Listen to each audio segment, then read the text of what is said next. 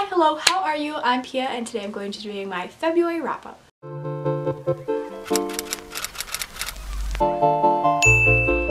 the month of February, I read a total of 5 books, I think. The first book that I read during February was 10 Things I Can See From Here by Carrie Mack.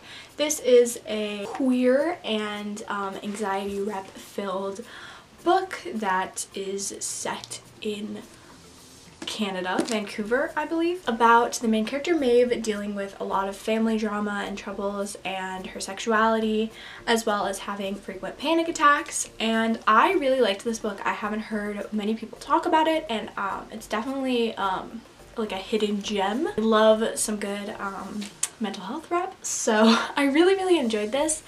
And today's emoji book rating is going to be red heart, because, like, you know, Valentine's Day was this month. Other things are this. I'm not like that. So overall, I gave this a 3.5 stars. It was entertaining and I really loved the rep, and it was also a cute little romance that I enjoyed, and it delved into some darker and more real topics, so I really enjoyed that. The next book I read might come as a surprise to some of you.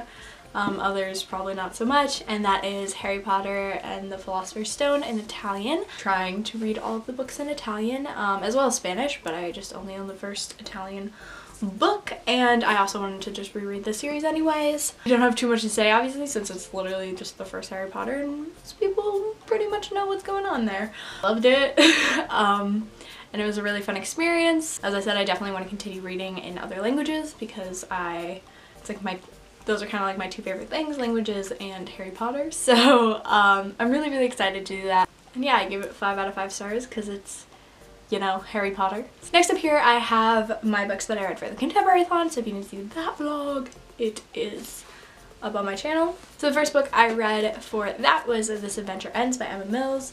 This was a really fun story about fandoms and friendships, as well as family dynamics, and I really enjoyed this. It was very heartfelt, very funny, and the characters are beautifully written, as well as the writing style, and this was my first Emma Mills book. I liked it. The characters felt very dynamic and worked really well together, and this was a very pleasant surprise because I didn't think I would enjoy it nearly as much as I did, and I give this a 5 out of 5 stars. And next up, I listened to this book on audio, and that was The Way I Used to Be by Amber Smith. I really loved this. It was such a hard-hitting read, trigger warnings for sexual assault, and this story is told from the perspective of the main character, who at the forefront of the story, or in the freshman year, gets sexually assaulted by her brother's best friend. He's like the classic like golden boy, and she doesn't say anything, and it follows the character, her name is Eden, throughout all of her years of high school until senior year, and how this one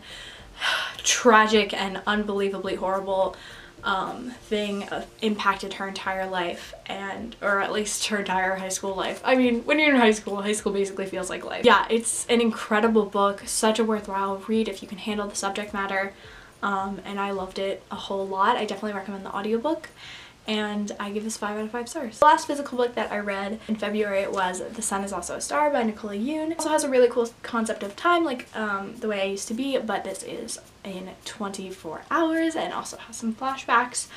And this is a cute little meet cute with some more hard-hitting elements, as the main character Natasha is on her last day in America because she is about to be deported.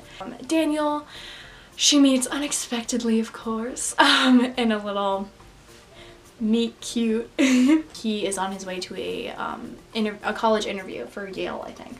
And they are very different characters. I really loved how the characters were done, and the way it was written. I loved the perspectives. It not only had Natasha and Daniel's perspective, it also had a couple outsiders who just kind of made the story, like grounded the story a little bit more, and then also were some like facts, if that makes any sense. So some just like the more you know and stuff like that, which was really interesting. I'm not making it sound interesting, but it was. It's really cute. And so Daniel tries to make Natasha fall in love with him in this day because she believes that that can't happen, and it's super cute. Made me cry. All these books made me cry.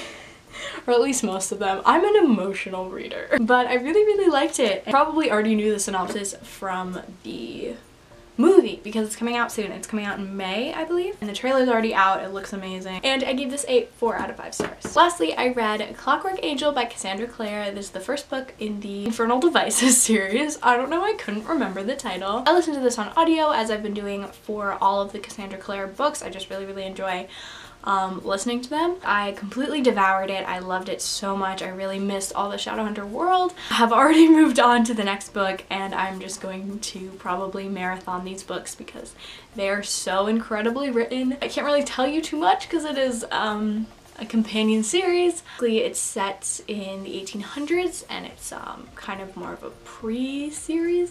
There's no like prequel, but it's like prequels. Just kind of set in that time period. It's really interesting, and it explores some different things that we didn't really get to talk about because there's such a big, incredible world that Cassandra Clare created of Shadowhunters, but it also delves into more of the downworld and stuff that we didn't really get too much of in the Mortal Instruments, which I love because this world just is so complicated and so fascinating. I especially love the main character Tessa, and I've already become so attached to all the characters, so I don't know if I can see them go, but since it's only a 3-book series, but I'm loving it so much, and I gave this a 5 out of 5 stars. Alright guys, so that is all for this video. I hope you enjoyed it. Make sure to comment down below what books you guys read in February. I will have my March TBR coming up real soon. Like, comment, subscribe, do all the things, and I will see you in my next video.